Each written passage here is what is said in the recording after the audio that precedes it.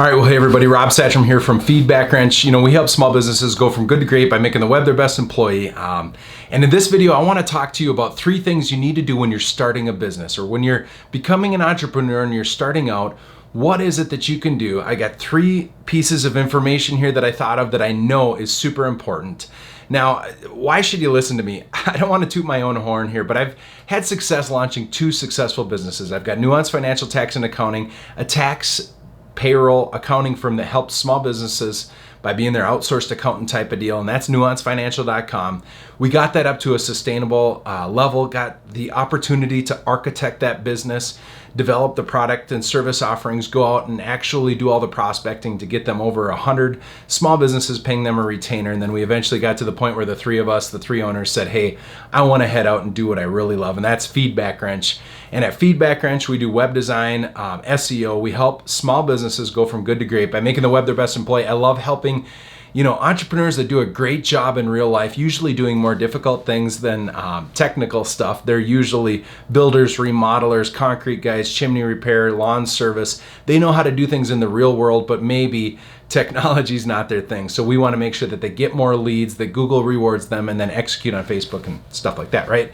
So I'm telling you, not only have I launched these 2 small businesses and had great success over the last couple of years and produced some amazing business revenues and profits, but I've also been in businesses that help other small businesses. So I've peered into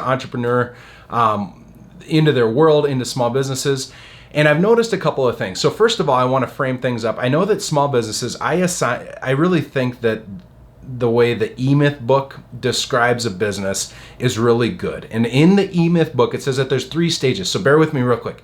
You've got a technician, then you've got being a manager, and then you've got being a true entrepreneur. And the idea is when you first start out, you leave Joe Builder, where you used to be the framer. He paid you $30 an hour, and you knew he was charging $50 an hour, or $250 an hour. You break off, you do things yourself, right?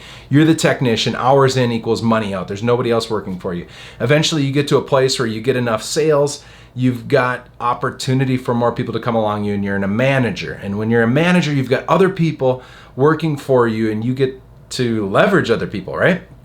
And then as you improve your systems, your processes, you empower other people to do things, and it works without you because you're working almost like a franchise, trying to say, how do I make this thing work without me entirely? You become an entrepreneur, right?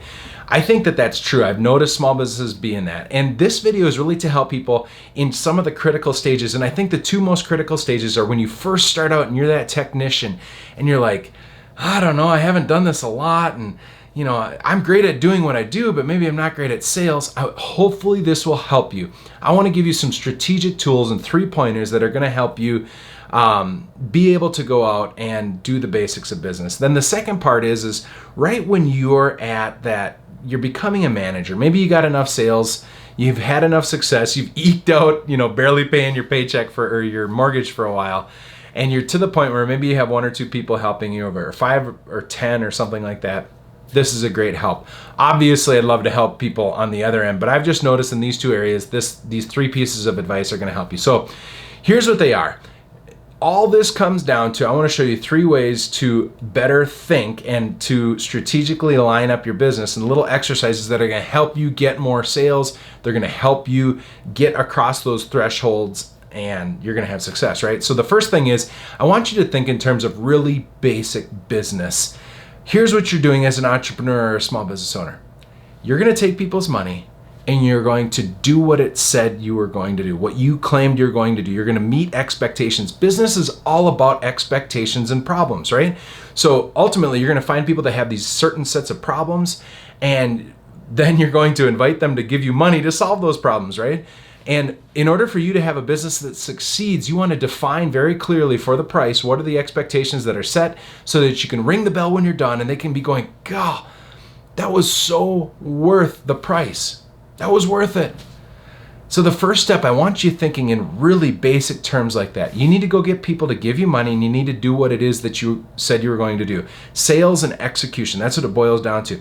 Now, the other thing you should know is sales and service, or sales and execution, marketing and technician. They're kind of at odds with each other generally in a larger business, right? You usually have these 2 departments they work together really well in successful businesses, but it's a struggle sometimes because the more sales you make, the more work you have, and you can't sell what you can't do. So you need to recognize that there's a yin and yang there. And throughout the growth of your business, you're going to be managing new sales, new clients with your ability to execute and do what it is you claim to do, to leave them going, that was worth it. But if you think in terms of that, that's going to help you out. Now, here's the second thing. I want you to focus on developing a finely tuned buffet of service options. And this could be product options too, right? So you want to define your price and your scope of work. By defining your price and your scope of work, what you're going to do is you're going to give yourself a couple of things. I want you to actually write this out and say, at this price level, we're going to do this. That helps you bring it back to you're going to sell and do what it is you said you're going to do, and you're going to know how to win and succeed. But here's a couple of pointers in this. If you invest the time to make sure that you don't just have one or two, but you have, 2 to 4 product service offerings. I don't want you to overcomplicate it here, but by providing some options, you're going to have more sales success. People don't necessarily like to buy the most expensive thing or the only thing that they're presented. They like options. So psychologically, you will have more sales success if you can have a good, better, best, small, medium, large, bronze, silver, gold, platinum type of offering. Now, you want these to be legitimately different pricing structures as well as scopes of work tied to problems, right? And those problems, solutions need to be tied to you actually doing some work, right? Or you providing a product or something like that. And it could be that you offer a better experience while you're solving the problem. It could be that you use higher quality material in your product. It could be that you get higher levels of support, or maybe you solve entirely different problems as the pricing increases. But I'm telling you, the first key to this is by creating a buffet, you're going to have a psychological advantage when you're doing sales, because people just don't love one option. They like multiple options. Now, here's the second thing is you need to craft and finely tune that set of offerings, because you don't know what problems are going to be out there. You don't necessarily know what your people or your prospects want. Now, you're making some assumptions as an entrepreneur. You're setting out, you see some problems, you want to solve those, right? But what I want you to do is I want you to think and get creative about what do other sectors or what do these other customer segments possibly want solved? And you need to be creative as you're making this, because I tell you what, you assume that you know what people want, for sure, you're going to tank in business. One, we need the psychological benefit of having multiple offerings. But two, if you go out and you're trying to sell a green circle and you find out that people actually want a green square, boy, you should have had it in your product offering that they wanted the green square. You should have maybe a square, right? I'm telling you, this was shown to me big time when I was at Best Buy. So not only have I launched these 2 businesses and done a bunch of different sales, but I spent 7 years in retail, right? And Best Buy is notorious. They've done some good things. They've done some really awful things. I was there during an interesting time when Amazon came in and kicked their butts. But basically, I was in the computer department, and Best Buy has made it through the turmoil of Amazon and gotten out on the other side pretty much not unscathed, but they're still here and they're having some success, because they've been good at making sure that there's always a buffet of options for customers to choose. So for example, I remember when people would buy computers, right? You come in to buy a computer at Best Buy, that sales guy's like, hey, let me tell you about the $400 warranty on your $1,000 laptop, and then you can pay me another $400 or $50 a month so that the Geek Squad can fix your computer if it ever gets broke. When I was in Best Buy, all I did was I had a fiance, I played World of Warcraft and maybe some video games. I was on Facebook. I didn't do much. Actually, it was before Facebook. I'm on MySpace. I don't care that my computer goes bad. If it goes bad, I'll just wipe it all and fix it, right? Plus, I'm kind of techie. I was shopping with my own, or I would present in a sales environment my own sets of problems with my own wallet tied to it, right? I was like, I don't think it'd be worth it to pay $100 a month to have Geek Squad clean my computer if something happens, right? But now I fast forward and I've been around entrepreneurs that know how to fix and build a house, but they can't install Microsoft Office. They have no idea how to clean their computer from viruses. They have no idea how to set up their Gmail account on Microsoft Outlook. They ruin their computers in the first 10 minutes that they have them, or they never get them set up right and they just sit there. So they can't do the work that they need to be done because they're incapable of doing the tech stuff.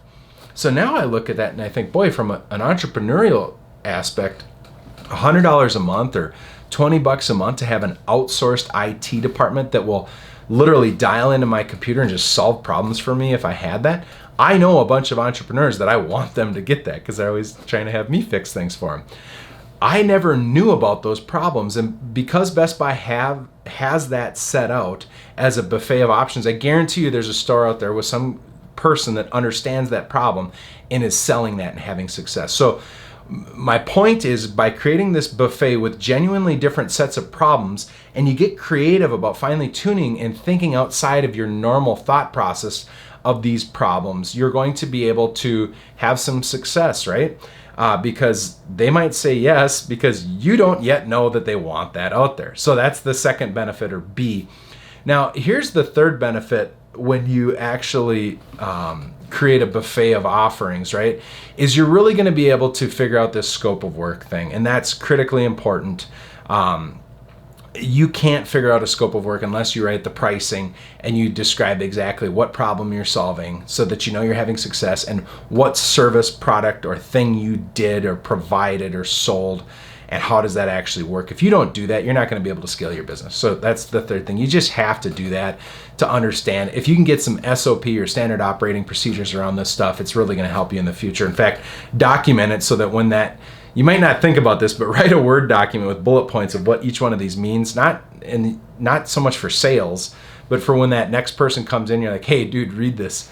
Will you please read these documents I have? I need you to understand this. And all of a sudden, you just covered a bunch of ground and you didn't have to sit in front of that employee or that new person to help them, right? So that's the second thing.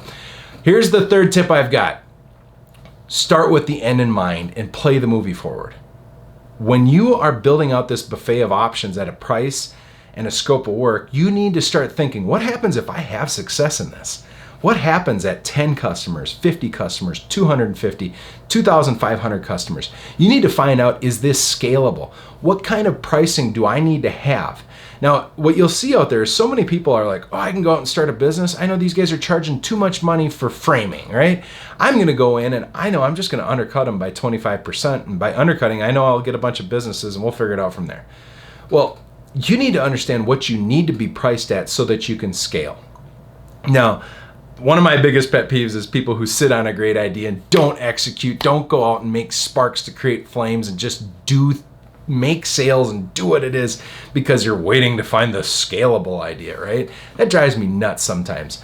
But you also need to be thinking, wait a minute, am I priced appropriately so that if I get 20 of these people, I can actually pay my mortgage? Or can I actually scale? Or will all I do is continually hire more people and have the exact same profit? You know, I've talked to a lot of builders out there or construction companies that the way they did their pricing and their scope of work was that as they grew, their net profit never increased in their business. Just the complexity and the requirements for overhead and administration costs increased dramatically, and their profits actually, as a percentage, got smaller and smaller. And they got done going, why are we doing this? A, it wasn't very fulfilling. It was just nothing but headaches. And B, when you have some sort of risk, a market downturn, especially in a cyclical type segment, all of a sudden you're at huge risk because you've got a whole bunch of payroll you got to make, right? So by starting with the end in mind and just playing the movie forward, kind of map out what's it going to look like in a year. What's your 1-year goal or your 6-month goal? In the next 6 months, I want to find 10 people that are paying me this, or I want to sell this many products, and I'm going to have to spend, X amount on Facebook and this much on Google AdWords, and I'll end up with this. You need to start thinking about that scalability, not so much so that you find the perfect idea, but so that you actually don't do something stupid and create a scope of work and pricing structure that doesn't work. So that's the 3 things that I'm telling you got to do. You need to think in terms of the basics, get money, fulfill your expectations, set expectations and get people to pay you to fulfill those, and then deliver above or at least expectations. The second thing, create a buffet of offering where you dial in the price and the scope When you do that, you'll have the psychological advantage. You're also going to be able to create solutions for problems you might not know about, and then you're going to be able to scale because of it. And then the last thing is think about how you're going to scale. Start with the end in mind. Find out what it means at A, B, C amounts of clients so that you don't start something you never should have. I'm Rob Satcham from Feedback Crunch. I'd love it if you'd like or share this video. We have other ones about entrepreneurship and taxes. I'm telling you, check out our channel. Appreciate your time.